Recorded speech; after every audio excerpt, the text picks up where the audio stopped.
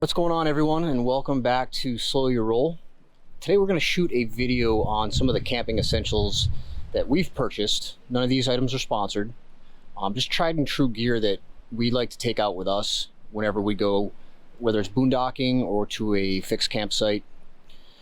So some of the principles that we adhere to when purchasing gear is we want it to be lightweight because we are weight conscious in the base camp. We want it to be versatile, so we can use it for a myriad of applications, whether it's camping, checking out a sporting event, going to a vineyard, and quality. So what we'll do is I'm going to show you kind of how we do our camp setup. We'll go over each item, we'll show you the pros and cons, kind of why we chose it, and just kind of give you our recommendations. But as you can see, this is all we really bring with us. So we want it to be able to fit inside the base camp, not take up too much room and not weigh too much. Let's see the forerunners across there, and there's our nice, beautiful view of the lake. And then here's our campsite.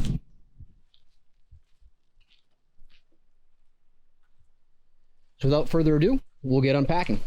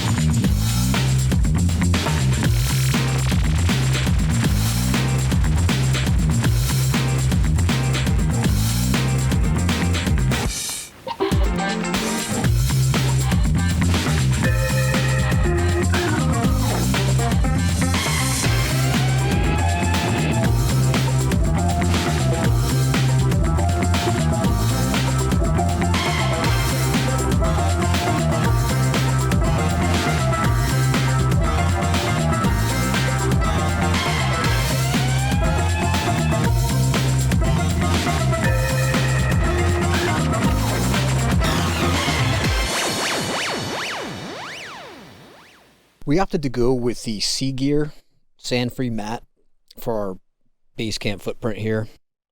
They have a couple of different options. So they have a beach one, which is this one, the original, and they have an RV Comfort series, which I believe is a little bit thicker and is a little more porous to allow a greater degree of dirt, dust, and sand to go through.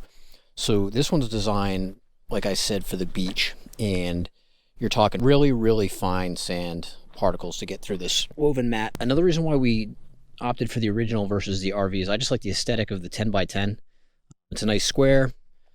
It fits the base camp footprint really well. And we also like to go to the beach a lot, so I think we're going to use it for both situations. These things are, like I said, sand-free. It's designed for the sand to fall through the pores. They're UV resistant. They're water resistant. Windproof, which over the last 2 days has proven to be accurate. This thing isn't flopping around, but you'll also notice that it has these D-rings all around as well to secure it down. It's reversible, so you can flip it over and you've got that neon green on the other side. And then it comes with this nice little carry bag, which I like a lot. Before we had kind of a Walmart special. It was big and bulky. It was just difficult to pack. But this is the first time we've deployed it, and it's handled pretty well thus far. This is from Mountain Summit, and it's very similar to the Trekology Table that we have here, where it's an accordion style top. We just got this one from REI with the co-op discount. So far I love it. But moving on, we traded in our 22-inch Blackstone griddle for the 17-inch. Laura's parents bought one last summer for a trip to the lake in Minnesota. And I just found that it cooked a lot more evenly. It also comes with this cover that helps a lot with the wind. If you have a Basecamp 16 or 20, you know the refrigerator is not that large, so we always bring a cooler with us. Got two Helinox chairs. We got these on a discount at REI probably 2 or 3 years ago, and these have definitely stood up to some wear and tear. One of these guys ended up in a lake, and one of them ended up in a fire. So we've got some battle damage there, but they still work great. They're super compact, super lightweight. Same thing with this Trekology Table, another REI purchase, but this thing is accordion style, folds up nice and small. Moving over to our fire pit. This is the Outland fire bowl. I've seen a lot of YouTube channels cover this. We purchased this because in Oklahoma and Texas, there's almost always a fire ban. And then we'll move it out for the macro shot. I don't know if you can see the logoing, but this is the Moonshade. A lot of people have covered this on videos. Absolutely love this thing. We always bring a generator with us just in case, because we never know where we're going to end up. It just so happens that this campsite has power and water. I love how the Basecamp has this nice raised rear end, because we can fit everything under there. In the event of rain, it's covered.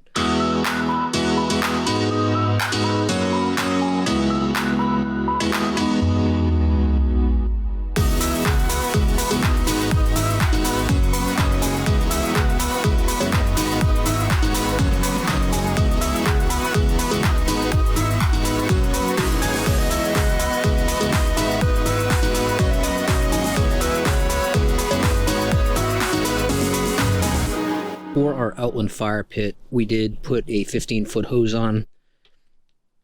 It comes from the factory with a propane hose that has the adapter for the tank, the 20-pound tank.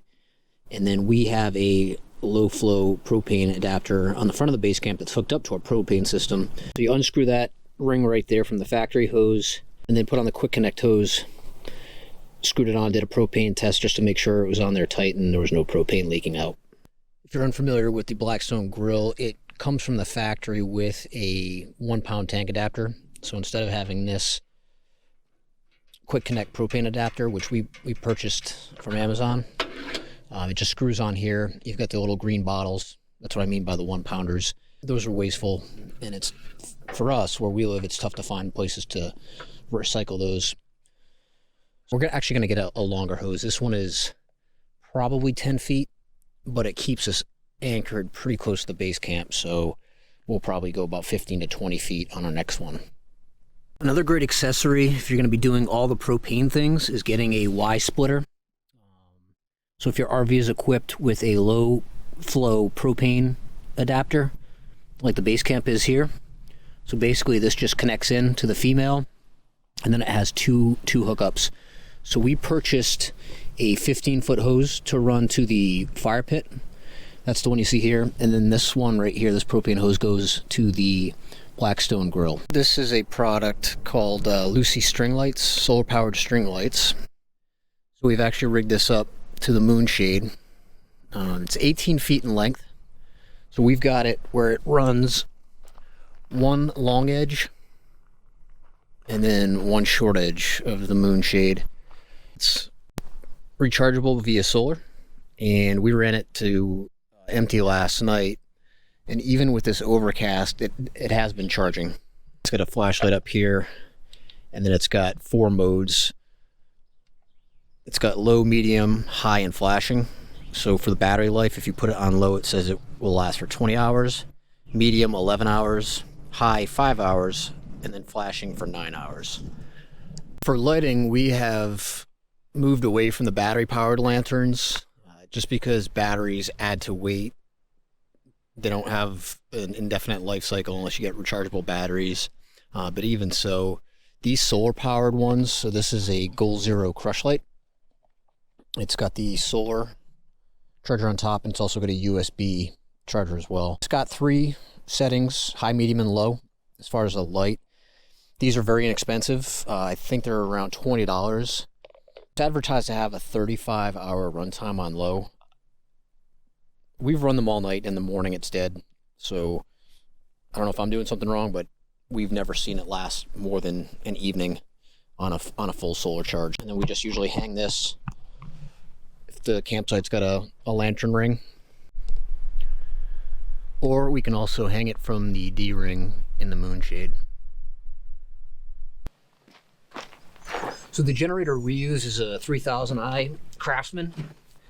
I know a lot of folks go out and go big with the Honda generators, which are, from all reports, very durable and lightweight and last a long time. This thing's half the price and we've had it for 2 seasons now and have never had a problem. I like this one because it does come with a 30 amp. Plug in right here, you'll need an adapter. But it's also got 2 120 outlets and 2 USB outlets. It's also got a quiet running mode as well. So this thing, we'll shut it off, the quiet mode. Put it on choke because we haven't started it in a while.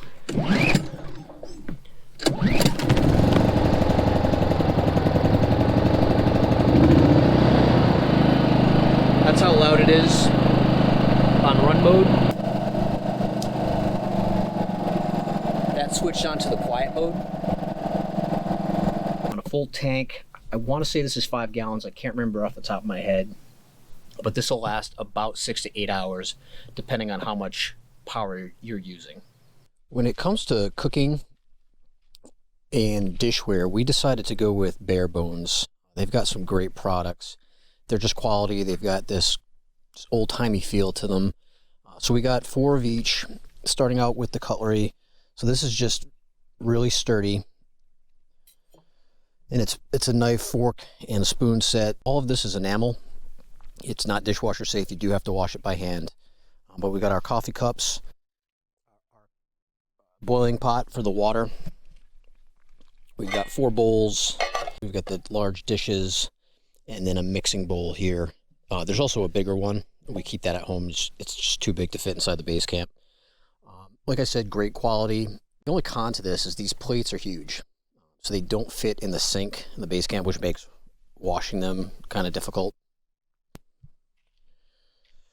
Moving down to pots, pans, skillets, things like that. This is a Stanley adventure kit. This is a throwback to my tent camping days. And what I love about this is it's a nesting system. So everything fits inside this stock pot. So with the kit, you get 4 bowls, 4 plates, 4 sporks, and then you get this little drying rack here.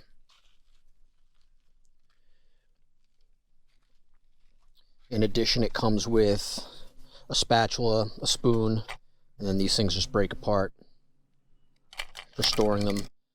I'll be honest, these aren't really that great quality. I wouldn't use with anything that's really high heat.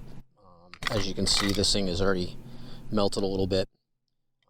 But, you know, they're good to have in a pinch. And then you also get a trivet with this set. So not included in the adventure kit, we bought this separate, but another Stanley product that we love is this cocktail shaker. So up top you've got your shot glass. Open this up. You've got a juicer.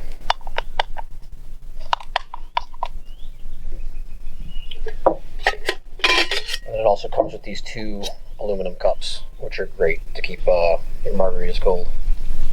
And again, those nest as well.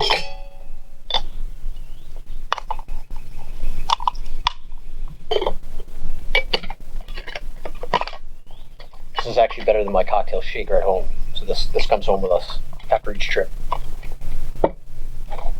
And finally, for water purification, we went back and forth between putting a fixed water filter inside the Basecamp, which would have required drilling a hole through the sink platform and then basically connecting the plumbing.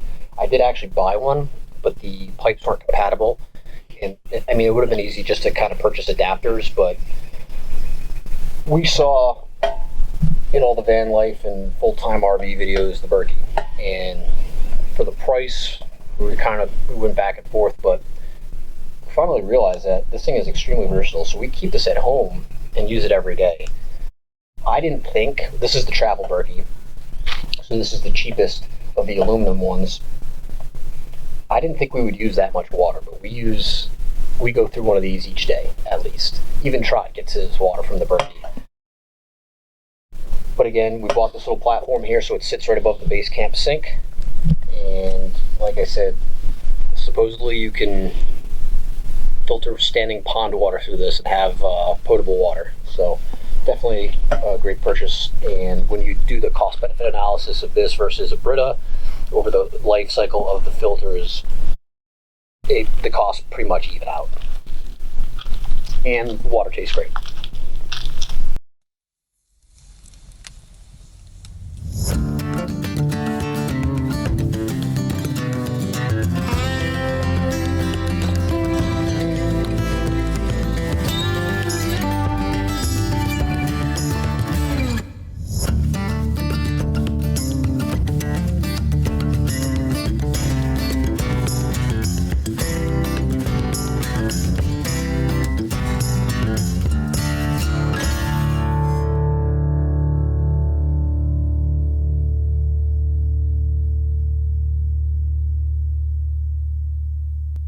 Hey, thanks again for checking out this video, reviewing all the gear that we use, we love, and we highly recommend. Whether you're tent camping, RV camping, or car camping, all this gear has applications for what you need out in the woods. So if you haven't already done so, please like this video, subscribe, comment on what your favorite gear is, and what you recommend to fellow Airstreamers and campers out there. We'll see you next time.